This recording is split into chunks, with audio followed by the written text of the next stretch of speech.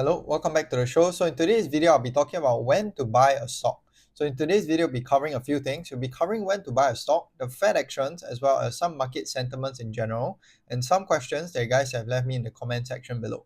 So let's look at what normal traders do first. So this is what normal traders do. They'll trade in and out of the stock.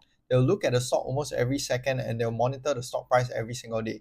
And the average holding period for all your different stocks right now have just been on a downtrend ever since about 30 years ago. We went from 5 years to now only just 10 months, and I believe that the holding period must be a lot lower than that right now with all this Robinhood, options trading, Bitcoin. So this is something you shouldn't be doing if you're following Warren Buffett methodology. Instead, what you should be doing is to buy stocks, hold them for long term, and allow them to compound their intrinsic value over time. So let's look at what Warren Buffett has said about buying a stock. Thank you. The next question comes from Robert Thomas from Toronto, Canada, and he says, Warren, why are you recommending listeners to buy now, yet you're not comfortable buying now as evidenced by your huge cash position? Well, as I explained, the position isn't that huge when I look at worst case possibilities. I would say that there are things that I think are quite improbable, and I hope they don't happen, but that doesn't mean they won't happen. I mean, for example, in our insurance business, we could have the country's number one hurricane that it's ever had, but that doesn't preclude the fact we could have the biggest earthquake a month later. So we don't prepare ourselves for a single problem. We prepare ourselves for problems that sometimes create their own momentum. I mean, 2008 and 9, you didn't see all the problems the first day when what really kicked it off was when the Freddie and Fannie, the GSEs, went into conservatorship in early September, and then when money market funds broke the buck. I mean, there are things that trip other things, and we take a very much a worst case scenario into mind that probably is a considerably worse case than most people do. So I don't look at it as huge, and I'm not recommending that people buy stocks today or tomorrow or next week or next month. I think it all depends on your circumstances, but you shouldn't buy stocks unless you expect, in my view, you expect to hold them for a very extended period, and you are prepared financially and psychologically to hold them the same way you would hold a farm and never look at a quote and never pay it. You don't need to pay attention to them. I mean, the main thing to do, and you're not going to pick the bottom, and nobody else can pick it for you or anything of the sort. You've got to be prepared to, when you buy a stock, to have it go down 50% or more, and be comfortable with it as long as you're comfortable with the holding. And I pointed out, I think a year, maybe 2 years ago in the annual report, just the one before this most recent one, I pointed out that there have been 3 times in Berkshire's history when the price of Berkshire stock went down 50%. 3 different times. Now, if you owed it on borrowed money, you could have been cleaned out.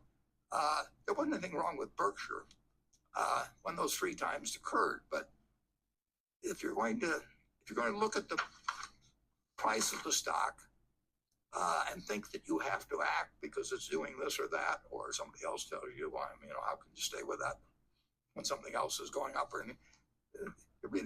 You've got to be in the right psychological position. And frankly, some people are not really careful. Some people are more subject to fear than others. It's like the virus. It strikes some people with much greater ferocity than others, and fear is something I really never felt financially, but I don't think Charlie's felt it either. But some people can handle it psychologically. If you can't handle it psychologically, then you really shouldn't own stocks, because you're going to buy and sell them at the wrong time, and you should not count on somebody else telling you this. You should do something you understand yourself. If you don't understand it yourself, you're going to be affected by the next person you talk to, and so you should be in a position to hold. And I don't know whether today is a great day to buy stocks. I know it will work out over 20 or 30 years. I don't know whether it'll work out over 2 years at all. I have no idea whether you'll be ahead or behind on a stock you buy on Monday morning or the market. Yep. So basically what Warren Buffett has said is that buying a stock should be like owning a property. You wouldn't look at the price of the property every single day. Same thing for a stock. You shouldn't be looking at the stock price every single day. The stock price shouldn't be affecting you. And if you're unprepared to hold stocks and have them be down around 20, 30, or even 50% like he said happened in the dot-com bubble in '08 as well as in the 1980s as well, then you shouldn't be owning stocks. So like what Warren Buffett said, buy stocks, hold them for the long term, and over the next 10, 20 years or so, if you have time on your side, then it is just a winning game in this case. But of course, it is impossible for you to predict the price action of the stocks in 2, 3 years, as he said earlier as well. So buy them, hold them long term. As long as you buy them at a good valuation, it should be fine in the long term. So when exactly should you be buying a stock? So buy the stock when the sentiments of the stocks are just terrible, because when sentiments are terrible, that is when you get the most discounts. So for example, this is American Express. So American Express was one of Warren Buffett's best buys in his history. He said it himself as well. So back in the 1960s, there was this event over here, the salad oil scandal. What happened was, I think American Express, they paid for some oil, and then turns out the oil was all filled with, I think, water or something. So for American Express over here, what happened during this oil scandal was the stock went down 50%. And Warren Buffett, he actually waited for around 5 to 6 years for American Express. He looked at the stock price every single day. He didn't buy the stock, but as soon as this salad scandal came in, he just bought the stock immediately. And then, yeah, the rest is just history from that point all the way till now. American Express has just compounded incredibly for Warren Buffett over here. So in 2022 as well, we saw this. So Facebook in 2022, it suffered a 26.4% drop in just one single day. I remember this day as well. And so for Facebook over here, what happened was the P ratio actually dropped to around 13.9 times. This is just incredible. An incredible social media company like Facebook dropping down to around 14 times earnings was just crazy. And yeah, from that point, if you bought at the very bottom, your money should be around 5x now from when you bought all the way until the stock price today. So normally, when you want to buy stocks, buy the stocks when the sentiments are crap, and we're seeing it with a couple of stocks today as well. So I'll highlight these two stocks. So the first stock over here is Google, and the second stock is United Health. So for United Health over here, ever since the earnings came out, everyone is just saying that the healthcare insurance industry in the US is dying because United Health is facing higher costs than usual. It is no longer the biggest healthcare giant in the entire world. It is no longer serving the most people in the United States. It is a company that is dying and is dropping every single day since it reported earnings. So the stock price over here is down around 31% since it reported earnings. This is just crazy. They missed earnings by around 1% or so. They lowered their guidance by around 10%, and the stock price is now down around 30%. This is just an incredible overreaction over here. Same thing for Google over here. Google at one point was trading at around 17 times earnings, and currently now is trading at an 18 times earnings. A fair value for Google should be between 22 to 24 times earnings, similar to what Meta is trading at. But Google is a dying business, and it is a company that is going to run out of business soon. So for United Health over here, this is the summary of all the price action. So this first red arrow over here is when the Luigi thing came out. So when Luigi, he killed the CEO of United Health, and then the stock dropped around 20%. And then the next one was the PBM issue over here, where Trump, he basically said that he'll be cutting out all the PBMs, which caused all the healthcare companies to just drop at the same time. And then in the recent weeks, it was their earnings. So their earnings caused the stock to drop around 22% in one single day, and currently now it's 31% from the day before earnings. So for United Health over here, all these events over here, even the earnings itself, has nothing to do fundamentally with the business. The business is still operating fine. The business fundamentals, revenue growth, earnings growth, all of these metrics here are still going fine. But the stock price now is just trading down simply because of sentiments. And I do believe that United Health is one of the most durable businesses out there in the healthcare industry, and it will turn it around someday. And that's why I've been adding into it for this one. Next one is Google. So Google over here, so if you have to look at 2024 last year, Google went to around $190 after it reported earnings. It was the biggest AI company back then. And then after that, ChatGPT had accelerated growth and all that. And then Google just tumbled all the way until $148 when they had a DOJ issue at the same time as well. And at this point over here, everyone was talking about how ChatGPT is going to take over Google.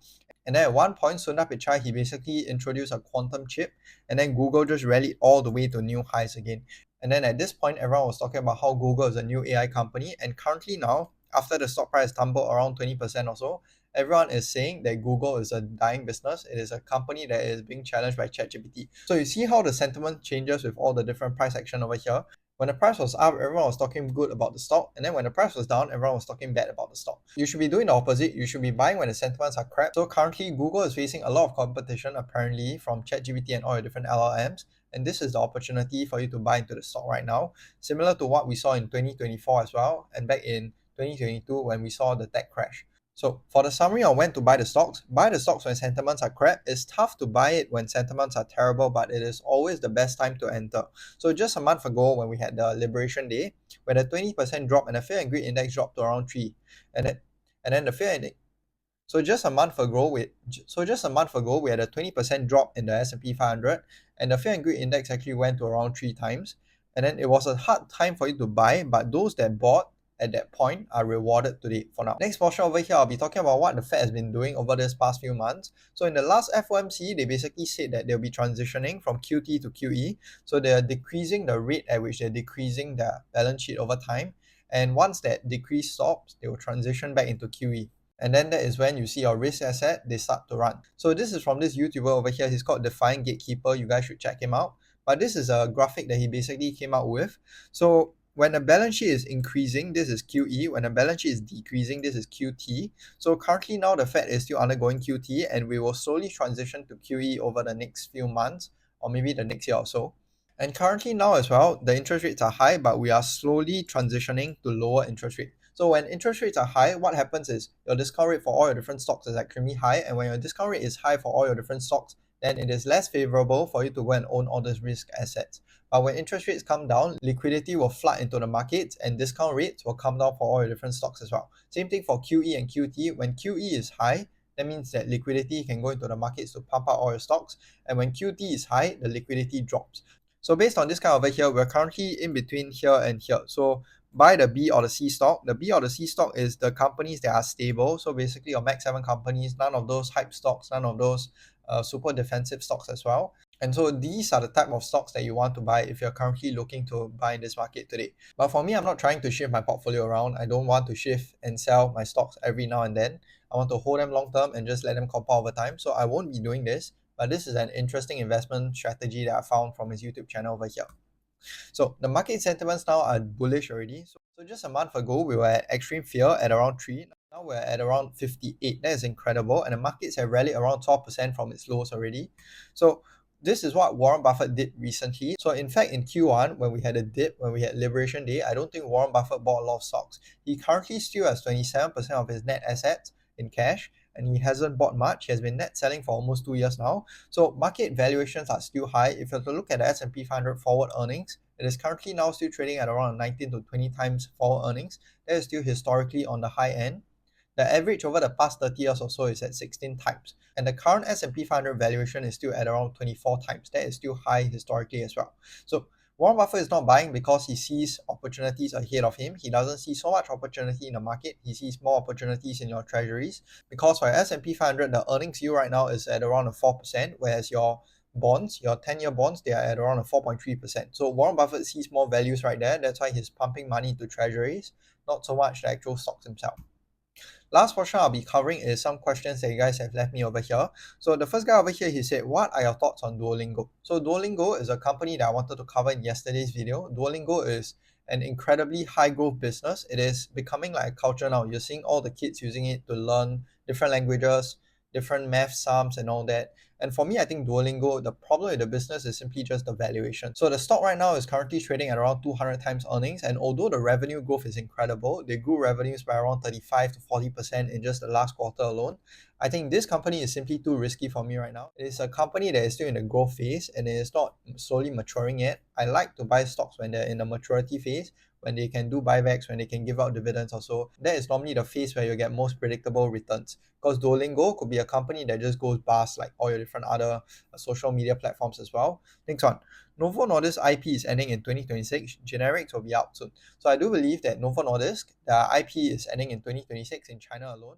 But for Novo Nordisk, most of their sales actually come from the US itself. So Novo Nordisk, they have a lot of different patents. They have your Wegovy, Ozempic IPs. All of those are in the US. In 2031, they will expire. So there's still a few more years for it to run and a few more years for them to capture more profits over the next few years or so. Stock is currently now trading at around 19 times earnings. I think this company is quite cheap considering the growth that it had last year. So the revenue growth from last year was around 18% or so. Net income grew by around 21%. The problem is the industry itself. Pharmaceutical companies are very hard to trade around because they have no moat outside of their patents itself. And once the patents expire, then that is when you see price war coming in. That is when you see commoditization of their products over here. So after 2031, if Novo Nordisk can't come up with a drug that is better than Wegovy and Ozempic, then you could see a price war on that end. And currently now, all the different collaborations that they're doing are already showing that they're trying to induce a price war, where they're trying to reduce prices so that they can increase volumes. And over time, that is not what you want from your companies over here. So for Novo Nordisk, it is currently now an avoid for me. I want it to be a lot cheaper for me to have a much larger margin of safety if I want to enter into this stock. Maybe around $50 or so. That is when I'll be looking to enter into Novo Nordisk. Last one, I own Pool Corp myself. Despite the headwinds, I believe in the long-term outlook and I think it has ample room to grow. Got in at around 340 a while back and we'll see where it takes us. So for Pool Corp over here, it is an incredible business. So I was reading into it. They own every single pool equipment. They own the manufacturing to all your different pools. They install your pools. They sell the products to maintain your pools.